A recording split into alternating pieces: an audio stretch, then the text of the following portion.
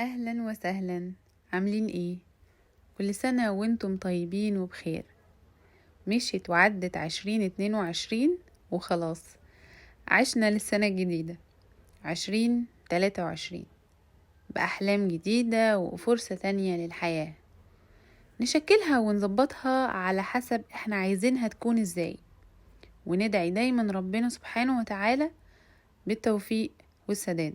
قبل ما أبدأ أكلمكم عن تخطيط السنة الجديدة هكلمكم شوية عن السنة اللي عدت وبقت ماضي، نبص عليه ونتعلم منه. أحلى حاجة عملتها السنة اللي فاتت الحقيقة إني كنت بدون كل حاجة بتحصل لي. قعدت بقى أقرأ كل ده وافتكر المواقف والأحداث. لقيت أوقات حلوة كتير، بس لقيت زيها أوقات وحشة وضغوط ومشاكل. لقيت ناس دخلت حياتي جديدة وناس خرجت منها، وناس فضلت زي ما هي ومن زمان مش بيغيرها الزمن ولا الوقت. لقيت إنجازات كتير الحمد لله، وحاجات جديدة كنت أول مرة أعملها وحققها، أماكن كنت أول مرة أزورها. يمكن كل الحاجات اللي بحكي لكم عنها دي تكون صغيرة جدا بالنسبة لكم أو بالنسبة لأي حد، لكن بالنسبة لي هي اللي هتبني الحلم والإنجاز الكبير اللي يوما ما هوصل له، وده على مستوى شغلي ودراستي وأسرتي. الحقيقة ان انا ممتنة جدا وسعيدة بكل حاجة حصلت لي، فرحانة بأهداف السنة اللي قدرت أحققها بفضل الله. وشعار السنة اللي فاتت اللي كان عبارة عن الآية الكريمة اللي بتقول كلا إن معي ربي سيهدين. وفعلا ربنا هداني لاستراتيجيات وأساليب استخدمها في حياتي عشان أوصل السنة الجديدة وأنا مبسوطة وسعيدة بكل اللي حققته. ربنا هداني لمعلومات محددة فادتني كتير في شغلي وشغفي اللي أنا بشاركه معاكم علشان أركز عليها أكتر السنة دي. هداني لدروس اتعلمتها من كل موقف وتجربة. هداني لأن اكتشفت نفسي وعرفت نقاط ضعفي وقوتي علشان أكون أفضل. هداني أني أركز على إيمان اللي جوايا مش اللي الناس بتصدرهولي عنها. فاللهم لك الحمد والشكر على تمام النعمة ودوامها. تقييم النفسي عن أدائي السنة اللي فاتت في كل الجوانب كان جيد. وده ليه؟ علشان أنا بذلت مجهود كبير وأقصى ما عندي علشان أحقق وأنجز وأقدم كل اللي خططت له. 2023 بقى سنة جديدة وفصل جديد في حياتي، بشعار جديد من آيات الله سبحانه وتعالى: وأن ليس للإنسان إلا ما سعى وأن سعيه سوف يرى. وده اللي أنا هعمله السنة دي، هسعى وهجتهد، وعندي أمل ويقين في وعد ربنا ليا إني هوصل طالما بتعب وبشتغل وبجتهد. السنة دي عندي أهداف جديدة طبعا، وعندي برضو أهداف مترحلة معايا من السنة اللي فاتت وتقريبا بتقعد معايا شوية، لأنهم زي ما بيسموها أهداف كبرى بتتحقق على المدى الطويل. عندي برضو عادات ومهارات مع الأسف ما قدرتش أكتسبها السنة اللي فاتت، فهحاول السنة دي اني انظم لها اكتر واخطط لها اكتر بشكل افضل علشان اوصل فيها لمستوى متقدم.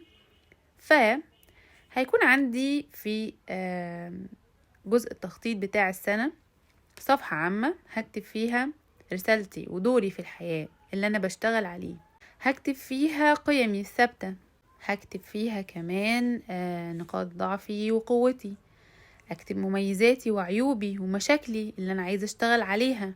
هكتب مثلا عن الحاجات اللي بتحفزني، ايه هي الحاجات اللي بعملها فبتديني باور وطاقة تخليني اكمل ومخليش اليأس يتمكن مني.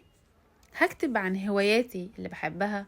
هيكون عندي جزء خاص بقائمة الأهداف الخاصة بالسنة اللي عايزة أوصل لها والأعمال اللي عايزة أعملها، والأعمال دي هي اللي المفروض إننا بنحولها لأهداف وعادات ومهارات نشتغل عليها طول السنة. فهيكون عندي قائمة بالعادات اللي هشتغل على اكتسابها، المهارات اللي عايزة انميها، وهمسك كل جانب من جوانب حياتي وابدأ احط له قائمة اعمال ومهام تكون ثابتة معايا واحاول اواظب عليها. جوانب الحياة دي مثلا زي الجانب العقلي، النفسي، الديني، الاسري، المادي، المادي كمان مرة عشان خاطري، لان يعني المفروض ان احنا نهتم بالجانب ده اكتر الفترة اللي جاية في ظل الظروف العصيبة التي تمر بها البلاد.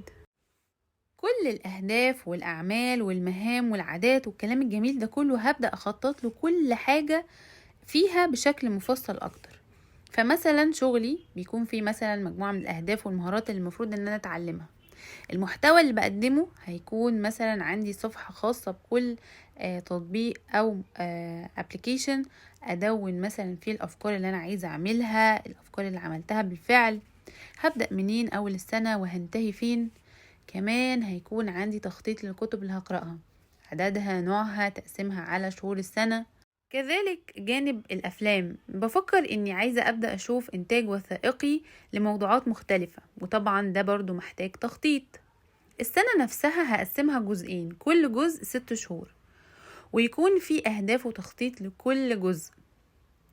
ومحتاجة كمان إني أكبر جزئية التدوين للأحداث، عشان الموضوع ده مهم جدا للناس اللي عندها زهايمر زي كده. جوه كل شهر هيكون في تقسيمة لأسابيع الشهر، احط مثلا فيها مهام لكل اسبوع. على فكرة الموضوع ده بيفرق جدا، ان مفيش حاجة تقع منك، وكل ما تحقق اهداف وتنجز مهام بيديك طاقة انك تكمل وتكون افضل. كمان كل ما بتكتر عندك التقسيمات او بيكون التخطيط بشكل ادق وتفصيلي اكتر، الموضوع ده بيساعدك على انك يكون عندك حماس. يعني انا مثلا قلت اني هقسم السنة على جزئين، اول 6 شهور هخطط لهم لوحدهم، وتاني 6 شهور لوحدهم. ليه؟ لان انا اول السنة بيبقى عندي يعني رغبة عارمة كده في اني اخطط بقى وامشي على الخطة وابقى منظمة بشكل يعني فظيع، وباجي في النص كده بيحصل لي فتور وخلاص انا مش عايزة اعمل حاجة وبسيب الدنيا تمشي زي ما هي عايزة تمشي. فلا، انا هبدأ ان انا خلاص نص السنة بتخطيطه بمهامه بكل حاجة خلصت، وابدأ بقى لما يحصل عندي فتور ده ابدأ ان انا اخطط من اول وجديد، فافضل طول السنة ماشي على وتيرة حماس واحدة. بس كده، ده كان محتوى الفيديو. ممكن المحتوى ده يشجعكم انكم تقوموا دلوقتي تعملوا خطة وتنظموا حياتكم، وتقعدوا مع نفسكم كده وتتأملوا الحاجات اللي انتوا عايزين تظبطوها، وتكونوا فاعلين مبادرين. فلو ده حصل شاركوني تخطيطكم، او قولولي ايه هي اكتر الحاجات اللي حسيتوا انكم محتاجين تجربوها. جربوا، مش تخسروا حاجة يعني. وعلى رأي ديل كارينجي، قال ايه بقى؟ قال 1 ساعة من التخطيط يمكن ان توفر عليك 10 ساعات من العمل. يلا، انا هسيبكم بقى واروح اكمل كتابة الخطة العام والحاجات اللي اتكلمنا فيها. ولو عجبكم الفيديو متنسوش اللايك والاشتراك في القناة، واستنوني على خير في فيديوز تانية كتير، والسلام عليكم.